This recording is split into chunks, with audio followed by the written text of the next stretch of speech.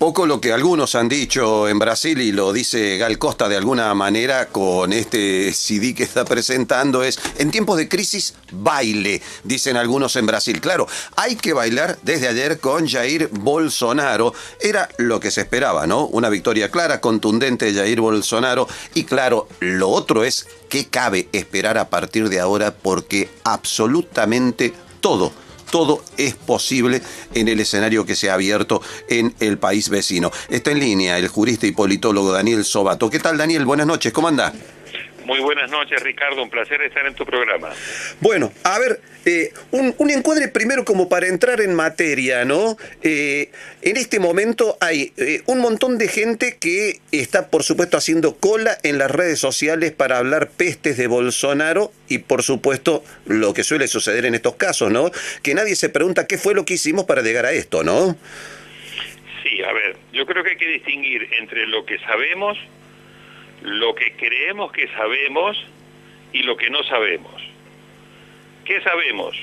Bueno, sabemos lo que ya las encuestas venían dando, de que el fenómeno Bolsonaro, la ola Bolsonaro, como le dicen en Brasil, claramente iba a ganar esta segunda vuelta, por una diferencia que estuvo por debajo de lo que el mismo Bolsonaro pensó en algún momento. Bolsonaro pensó que iba a ganar un 60-40, terminó ganando con 10 puntos de ventaja, 55 a 45, lo cual es una victoria contundente, pero no es la que él estaba esperando.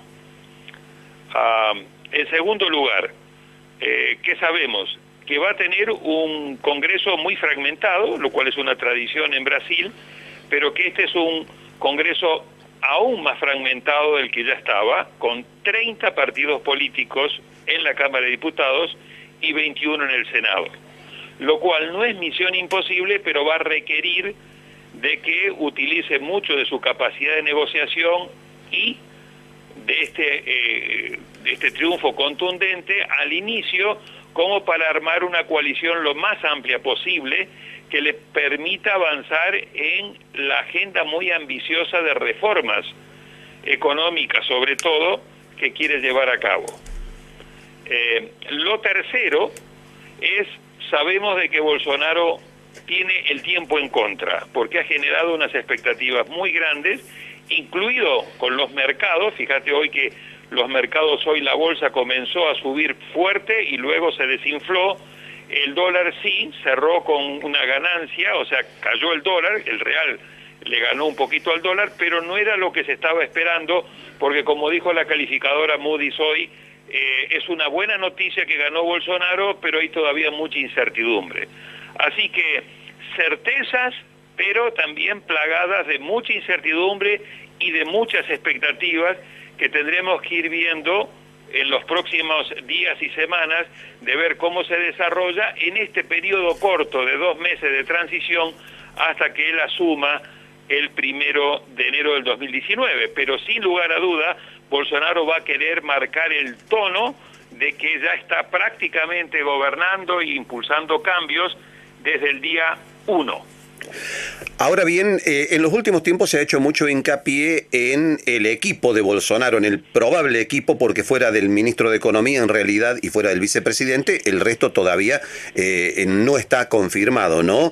Y hay algunos nombres interesantes que dan para presumir un escenario futuro. El vicepresidente, por ejemplo, un hombre de fuerte personalidad y de convicciones políticas que lo sitúan aún más a la derecha de Bolsonaro, que ya ha dicho que él no quiere ser una figura decorativa, ¿no? Y uno, cuando escucha ese tipo de declaraciones, se preguntan cómo va a ser o cómo podría ser la coexistencia entre un presidente que pretende ser más o menos enérgico y un vicepresidente que no quiere ser menos, ¿no?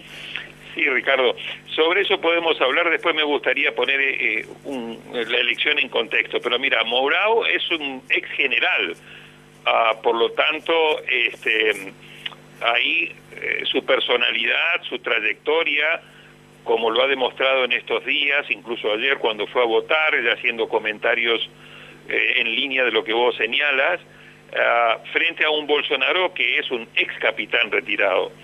Figuras de su gabinete, creo que tenemos 3 nombres. Tenemos a Pablo Guedes, que va a ser el superministro de Economía, que le ha pegado un cachetazo muy fuerte a la Argentina, porque ayer cuando Clarín lo punzó para sacarle alguna declaración sobre Mercosur, él se terminó molestando y dijo, mire, Mercosur no es una prioridad, y prácticamente que terminó diciendo Argentina tampoco es una prioridad, porque su primer viaje fuera de Brasil va a ser a Chile, o sea, va a sobrevolar territorio argentino, pero no va a parar en la Argentina, y el otro foco de atención es Estados Unidos. Así que vamos a tener que ir viendo cómo se desarrolla esta alianza estratégica entre Brasil y Argentina, y en qué la beneficia y en qué la puede perjudicar.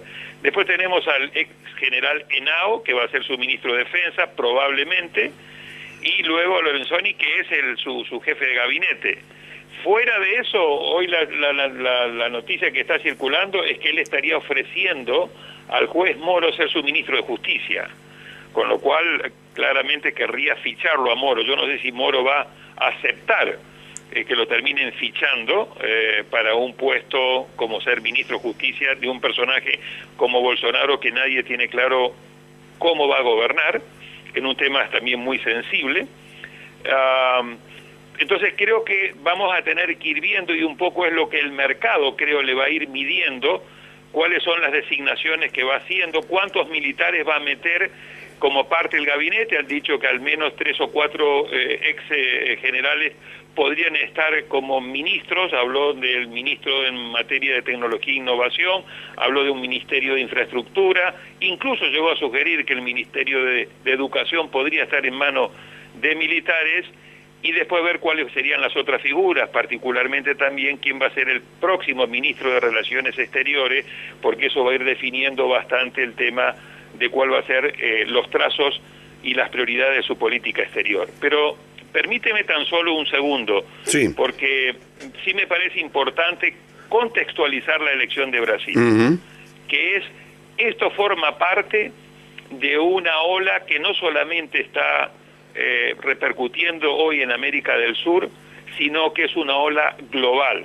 Hay un asesor, Steve Bannon, que fue el gran estratega que llevó en gran medida a Trump a la presidencia de los Estados Unidos, que ha hecho 2 entrevistas, una de ellas muy larga en el Folha de San Pablo de hoy, donde realmente él señala cómo él inscribe el triunfo de Bolsonaro dentro de esta ola global conservadora, nacionalista, populista, de extrema derecha, que está teniendo lugar en Estados Unidos con Trump, que está teniendo lugar en Europa con Marine Le Pen, con Di Maio, con Salvini en Italia, con Wilder en Holanda, con Víctor Orbán en Hungría, con Duterte en Filipinas, con Erdogan en Turquía. Entonces, forma parte de una ola mucho más grande de lo que podría ser la aparición de un ultraderechista y un personaje como Bolsonaro, y en lugar de criticarlo, como todos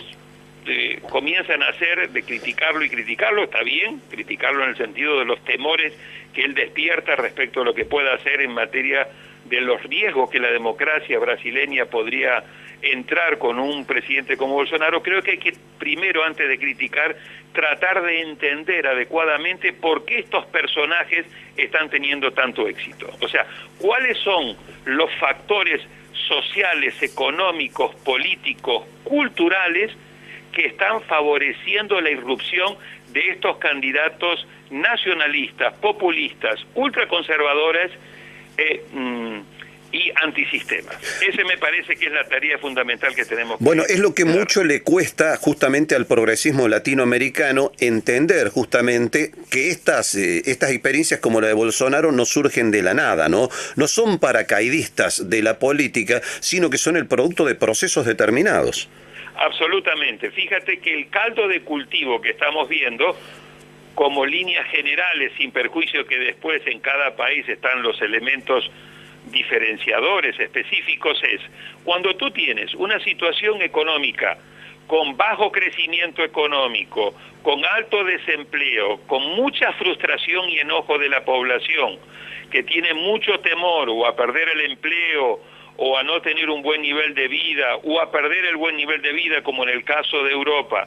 En el caso de Europa con el tema de la migración, cosa que todavía no tenemos fuertemente nosotros en América Latina, si bien en el caso de Brasil jugó un poco el tema de la migración venezolana en una de las áreas de frontera con Venezuela.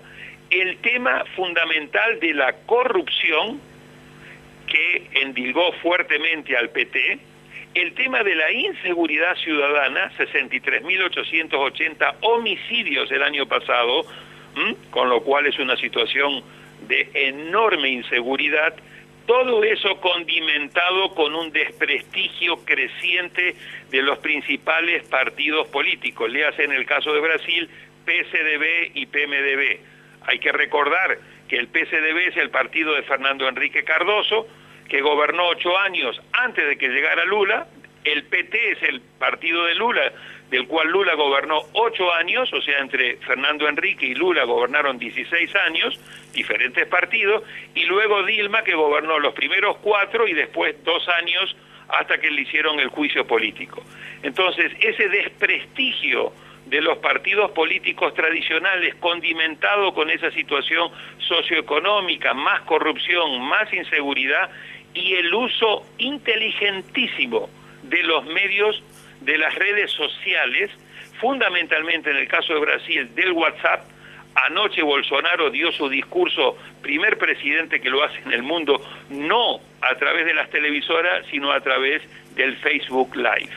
Entonces, tenemos una conjunción de factores que si no las entendemos adecuadamente, por más que lo critiquemos, no vamos a terminar de explicar por qué un personaje como Bolsonaro, que en su momento era un chiste pensar que Bolsonaro pudiera llegar a ser presidente, como era un chiste pensar de que Trump le pudiera ganar a Hillary Clinton, como era un chiste pensar que el Brexit se terminara aprobando. O como era un chiste en su momento pensar que Adolfo Hitler iba a ser lo que fue, porque en su momento en Alemania también pensaban lo mismo de Hitler.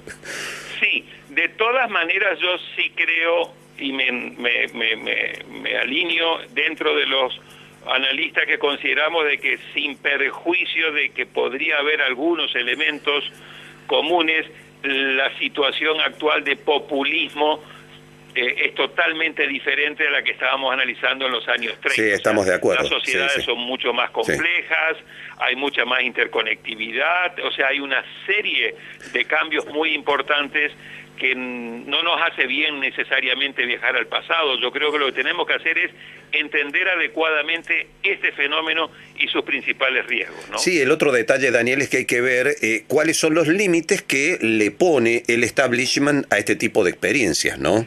Eso es muy importante lo que señala Ricardo, crucial.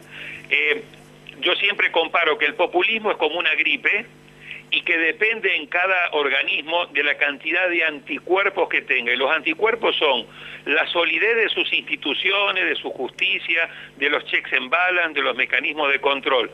En algunos cuerpos una gripe te pega un buen resfriado, en otros te lleva una pulmonía y en otros te lleva una neumonía que te lleva puesto. Entonces yo creo que esto va a ser un test muy importante para ver cuál es el grado de fortaleza que tienen las instituciones democráticas en Brasil. Por ejemplo, anoche, en el evento que organiza el Tribunal Supremo Electoral, donde se dan a conocer los resultados, etcétera, el discurso del presidente de lo que se llamaría aquí la Corte Suprema de Justicia, Díaz Toffoli, marcó claramente la cancha. Yo dije, le puso la línea Maginot al Ejecutivo diciendo: señor presidente, su principal responsabilidad y compromiso pasa por respetar la Constitución. O sea, le marcó cancha. Así que ahí vas a tener un primer tema si el Ejecutivo quiere avanzar sobre esa línea de una confrontación con el Judicial. Por el otro lado, ¿qué capacidad va a tener de armar coaliciones dentro de un Congreso muy fragmentado? Yo diría que en principio sí. Vamos a ver si logra las mayorías calificadas para pasar las reformas de fondo, entre ellas el tema de la reforma del sistema de pensiones, que es la prioridad número 1 que va a tener Bolsonaro, porque si no resuelve ese tema, muy complejo y muy difícil, no va a bajar el tema del déficit fiscal y los mercados están viéndolo y le van a dar, Bloomberg, me decía uno de los periodistas de Bloomberg, le vamos a dar entre 3 y 6 meses.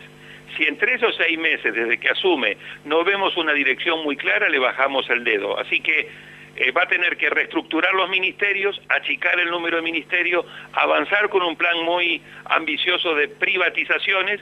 Ahí se va a enfrentar con el sector de Fuerzas Armadas, que dice privatiza todo menos los sectores estratégicos y energéticos. Sí, por supuesto. Vamos a ver cómo se acomoda, qué espacios, qué márgenes tiene, y en política exterior cuáles son las discusiones que va a tener dentro de Itamaraty, para ver, bueno, hasta dónde puede llegar haciendo un giro como él pretende de 180 grados en su política exterior. Se avecinan tiempos interesantes. Daniel Sobato, un gusto como siempre haberte escuchado. Un fuerte abrazo y hasta la próxima. Un verdadero placer y siempre a tus órdenes, Ricardo.